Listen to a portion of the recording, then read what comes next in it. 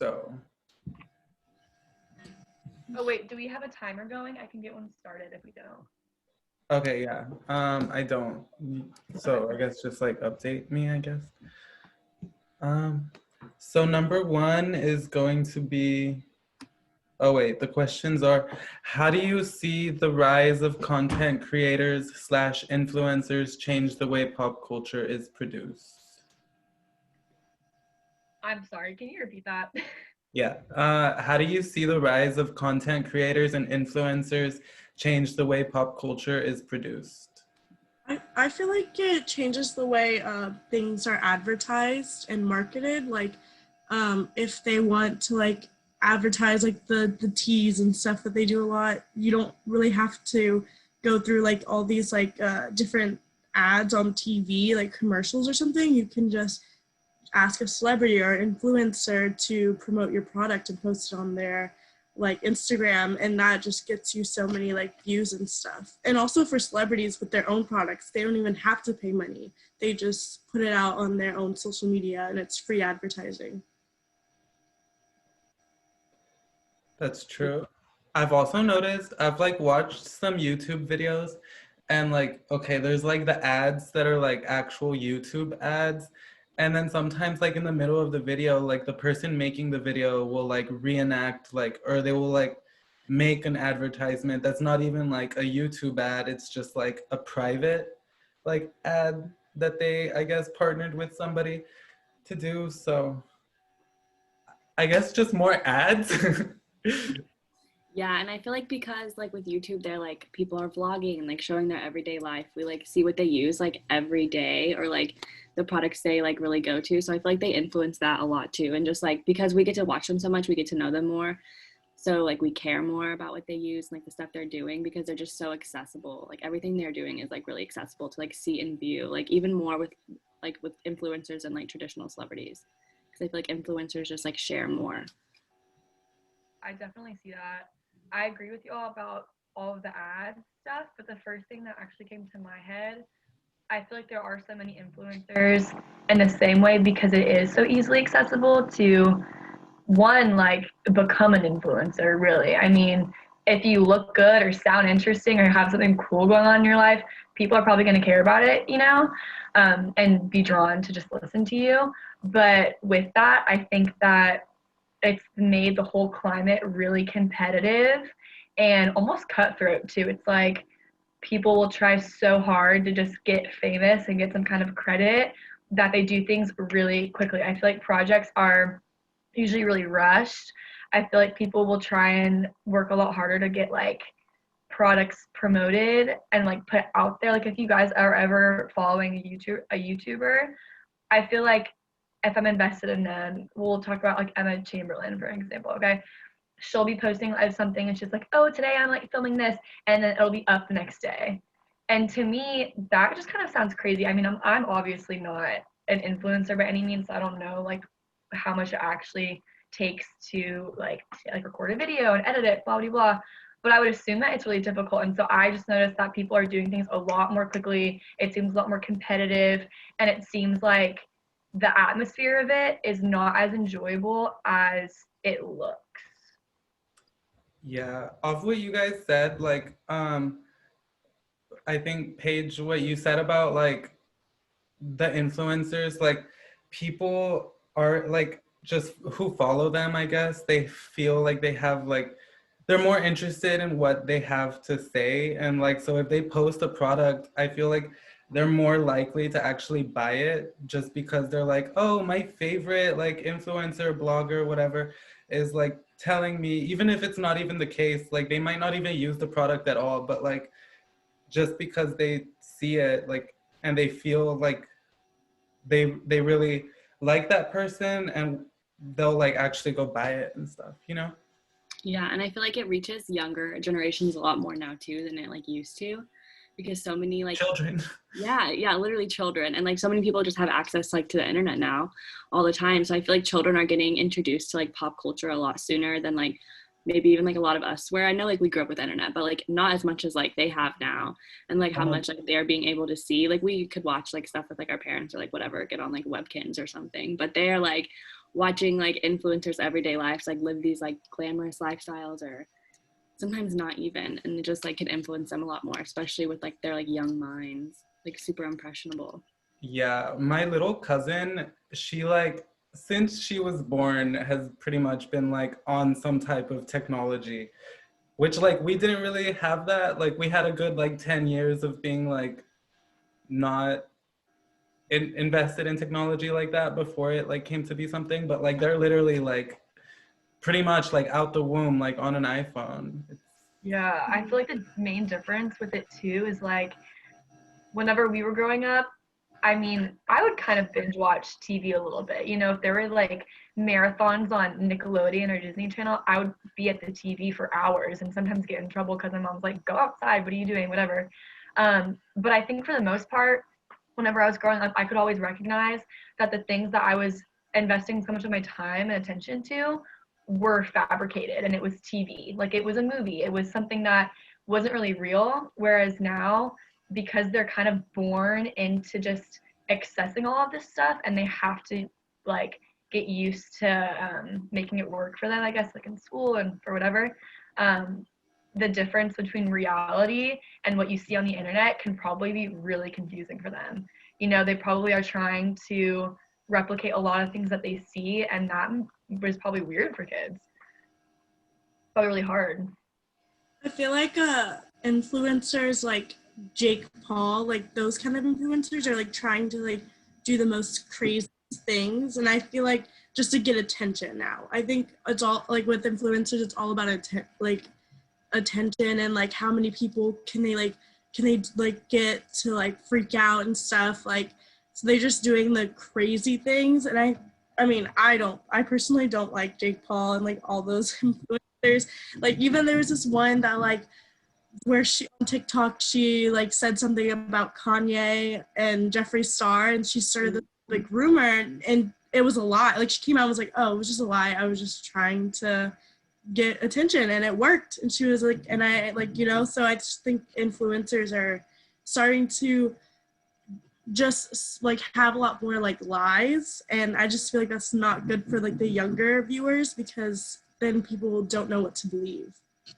Yeah, I definitely agree. Like pretty like the way you make money as like an influencer is like views, because the more views you have, like the more you get paid from like advertising and all of that. So like I mean, I think we saw in one of the modules like about how some of these influencers like rent out apartments just for show, like, or go and they buy a bunch of stuff and then like return it. And like I feel like if kids see that, they're not really gonna know like, oh, this is all a lie. They're not actually like returning it, and like they're just spending all their money. Let me go do that too. So terrible. Yeah, I totally see that. It kind of goes along with what we had to do for our assignment last week with the whole conspicuous consumption stuff. I mean, yeah, I even now as I mean, I'm a grown adult. I'm almost 21, like whatever. I still find myself yearning for the things that I see on the internet, even though I know like very well that it's probably not these young influencers who are like earning it themselves in the typical way. It's like being given to them and they're just using it as an advertisement, you know, to like reap the benefits, or someone else is paying for it for them who's like older than them and it's a parent. Y'all know what I'm saying? Yeah, it like puts a lot of like, it can put a lot of like false ideas in your head, especially like seeing people like, because a lot of them like will move out to LA and then they start doing this and start doing this, and they make it look like it's so easy to like move out to LA. Like I just had all this money and now I have this great place with like this so much space, and it's like so expensive, but they don't like talk about that kind of stuff. They just talk about how, oh, like I'm doing YouTube now, I'm moving to LA. So it just kind of makes it seem like, okay, everybody has to be in LA, yeah, and you have to have like a super nice place in LA no matter how expensive it is, because you're an influencer. And like that's what it's like to be like popular and like get attention, is to like have those things. Like you pretty much have to like create a perfect lifestyle, because that's what like people want to see. Because like those are the Instagram accounts that have like the most followers, is like the most like luxurious life, even if it might not be the truth. It's like what gets attention, gets views, gets money. Yeah, and I feel like it's like how we were saying earlier, like it's easy for us to recognize that it's like a somewhat form of like entertainment, but it's like not for like the younger generations, because like even if they're treating it like, if it is fake and like they promote that it's fake, I feel like that's like an okay thing, because then people can view it just like as entertainment. But like when they're all like saying like this is my real lifestyle, like going to like the fake private jet where they can like sit and like take pictures and like stuff like that, just like saying like this is my life, I feel like you can take it as a form of entertainment, or you can take it as like this is reality. Yeah.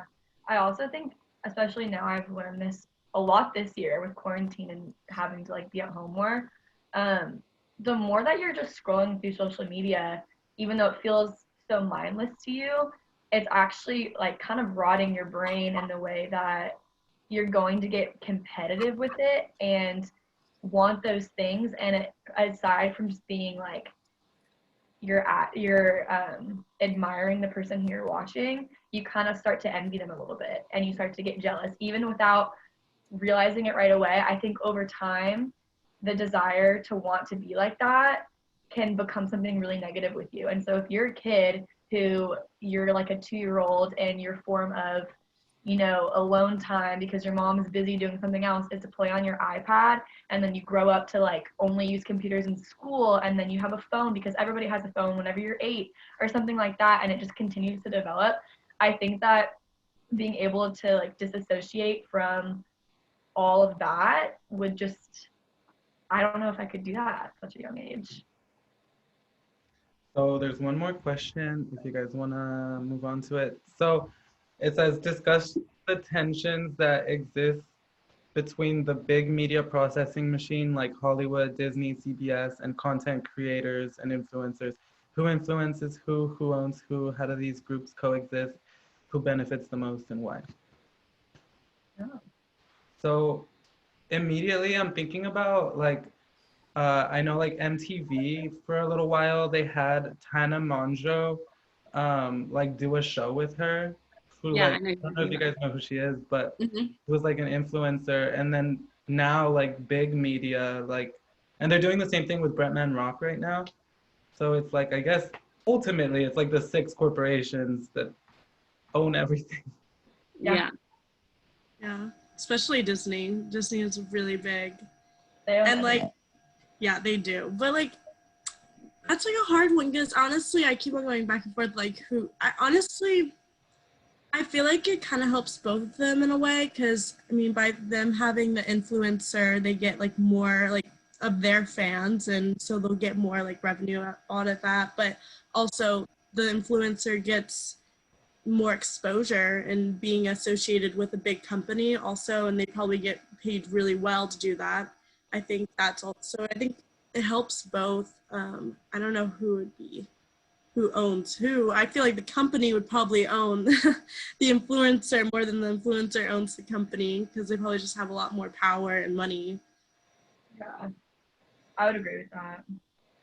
I think maybe in the case where an influencer would have more power, it would have to be someone maybe like Gwyneth Paltrow, who has her own health and, I think it's health and beauty, her little business called Poosh. Or is that what it's It's No, called? Goop. that's Courtney That's Courtney. Kardashian. It's Goop.